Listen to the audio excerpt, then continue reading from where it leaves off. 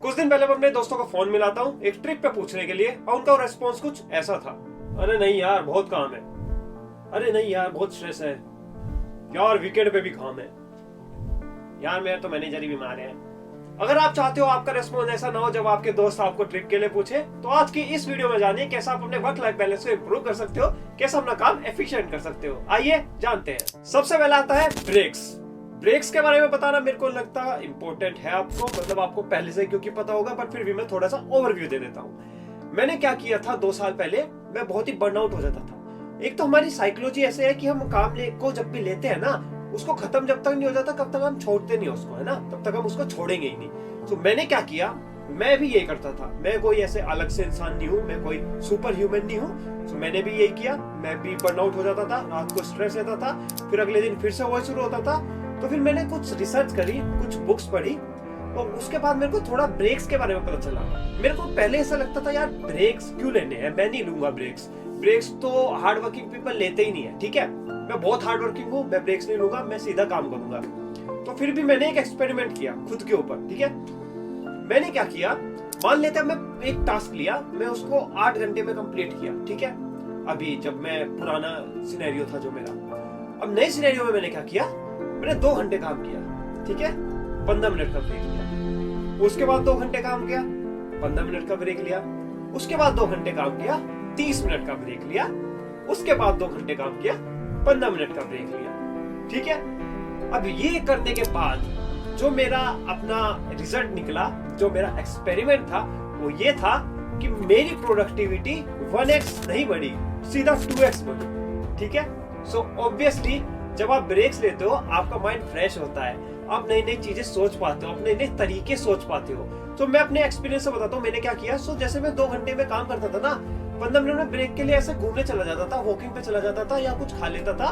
उस टाइम भी मेरे दिमाग में ऐसा कुछ चलता रहता था कि उस टास्क के बारे में, ठीक है, बट सब कॉन्शियसली मेरा माइंड उसके बारे में सोच रहा था और उसने खुद से एक सोल्यूशन निकाल लिया। मतलब जब मैं वॉकिंग पे जा रहा हूँ, उन्होंने खुद से एक सोल्यूशन निकाल लिया, पता नहीं कैसे, पर ब्रेक्स मेरे केस में बहुत काम किए हैं। आज भी मैं ब्रेक्स लेता हूँ, अब जब भी अपना काम करता हूँ हमेशा ब्रेक्स लेता हूँ। अभी वीडियो शूट कर रहा हूँ, बीच में ब्रेक्स लूंगा।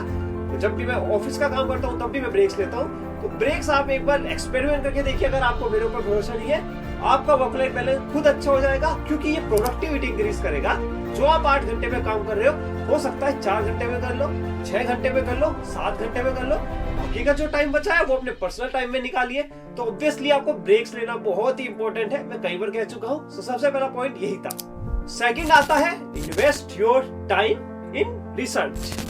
बेसिकली इसका क्या मतलब होता है, अब देखिए, आप मान लेते हैं 8 घंटे काम करते हो दिन में, मैं ऐसे लेके चल रहा हूँ, ऑब्वियसली आप ज्यादा करते होंगे। 8 घंटे में आखिरी का 1 घंटा अपने ऊपर दीजिए, अपनी रिसर्च करिए। और उस रिसर्च में आपको क्या करना है, आपको ये जानना है कि आपने जो 7 घंटे काम किया उसको आप कैसे 6 घंटे 50 मिनट, 6 घंटे 40 मिनट, 6 घंटे 30 मिनट में कर सको। अब इसका क्या फायदा है, मान लेते हैं आज आपने कोई काम किया 6 घंटे में, ठीक है। आपने आखिरी आवर में जो आपका 8वां आवर था उसमें आपने देखा कि आप उसको एफिशिएंटली कर सकते हो। कैसे कर सकते हो, आपने आर्टिकल्स पढ़े, आपने चैट जीपीटी की मदद ली, फिर आपको पता चला कि यार ये काम तो चैट जीपीटी भी कर सकता था जो मैंने किया। तो वो आपके जो 6 घंटे थे उसमें से ऑब्वियसली 1-2 घंटा तो चैट जीपीटी आपका कर देगा, 2 सेकंड में 3 सेकंड में काम। सो आपका प्रोडक्टिविटी फिर से इंक्रीज हो गई। प्रोडक्टिविटी इंक्रीज होगी तो आपको टाइम ज्यादा मिलेगा, आपको टाइम ज्यादा मिलेगा तो ऑब्वियसली आप बर्नआउट नहीं होंगे, आपका वर्क लाइफ बैलेंस अच्छा हो जाएगा। चैट जीपीटी अभी हाल ही में आया है, मतलब इसी साल से स्टार्ट किया है मैंने, अभी भी चैट जीपीटी का इस्तेमाल करना स्टार्ट किया अपने वर्क लाइफ में। सो मेरे को भी बहुत ही आसानी होती है काम करने में। अगर जो मैं काम 2 घंटे में कर पाता था, अब वो ऑब्वियसली 1 घंटा 45 मिनट में हो जाता है। ऑब्वियसली मेरे को खुद भी रिसर्च करनी पड़ती है, तो ज्यादा मेरे लिए इतना काम नहीं है। बट अगर मान लेते हैं आपको कोई ऐसा काम है जो आप हमेशा करते आ रहे हो और आप दोबारा नहीं करना चाहते हो, तो चैट जीपीटी ऐसे कर देता है।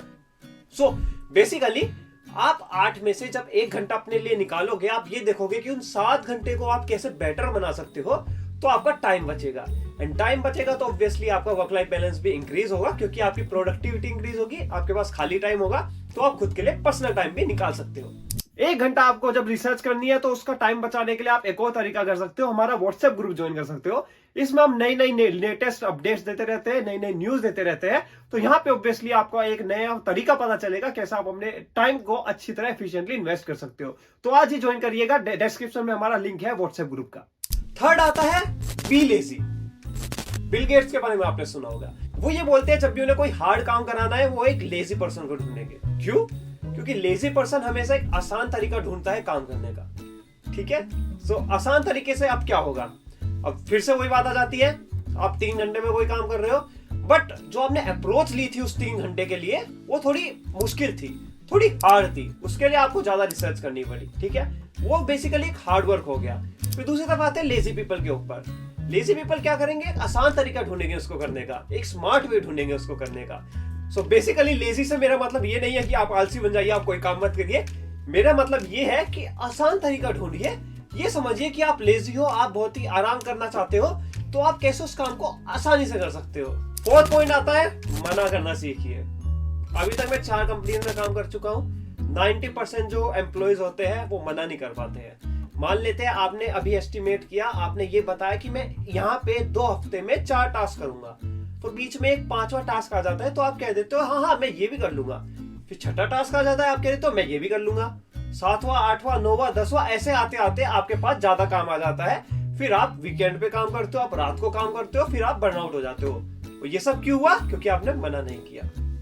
अगर आप मना करोगे, आप मान लेते हैं आप किसी जॉब में हो, आपके मैनेजर ने कोई काम दिया, उनको समझाइए कि मेरे पास पहले से इतना काम है, मैं और काम कैसे ले लूंगा, ऐसे तो मेरा टाइम पे नहीं पूरा हो पाएगा। टाइम पे पूरा नहीं होगा तो कंपनी का ही लॉस होगा।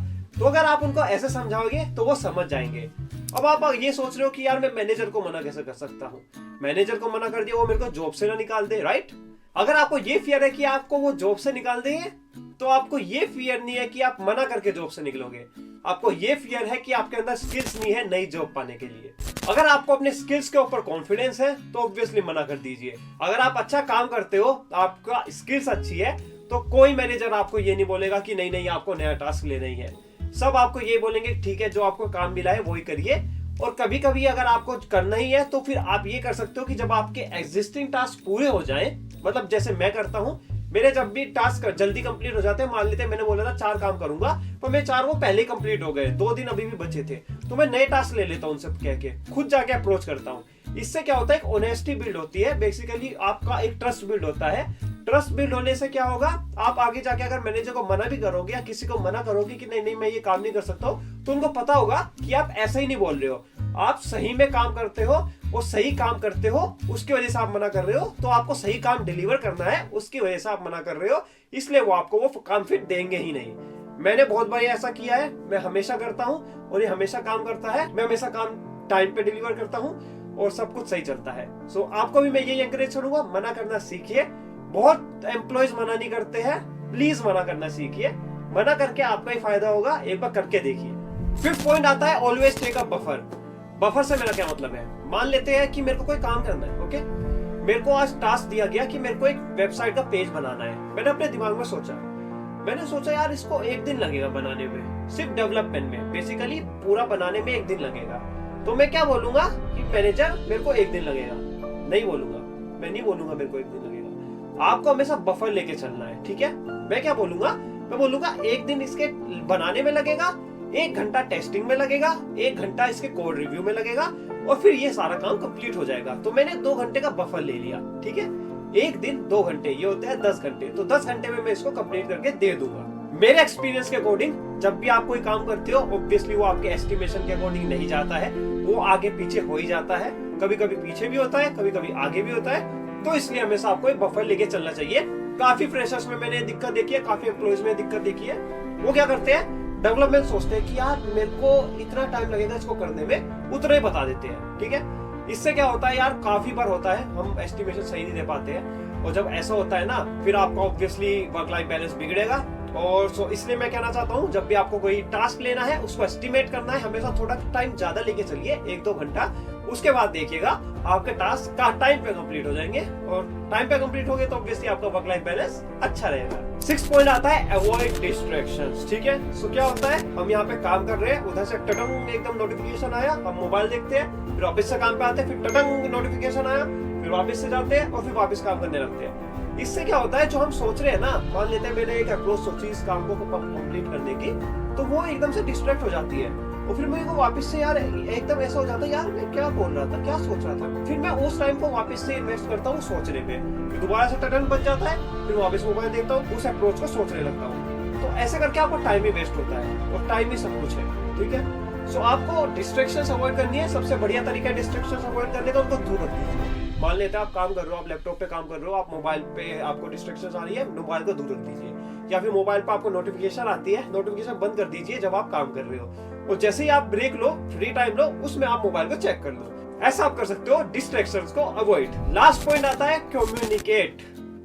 मैंने काफी बार देखा है, काफी एम्प्लॉइज होते हैं, काफी कलीग्स थे मेरे जो बोलते नहीं है। मतलब मान लेते हैं आपको कोई दिक्कत हो रही है तो आप उसको बोलते नहीं हो, ठीक है। आप ऐसे अपने कलीग्स को बोल दोगे कि यार मैं रात भर काम कर रहा हूँ, बट जिसको आपको बोलना चाहिए आप उसको नहीं बोलोगे। मान लेते हैं आप जॉब कर रहे हो, आपका मैनेजर है, ठीक है।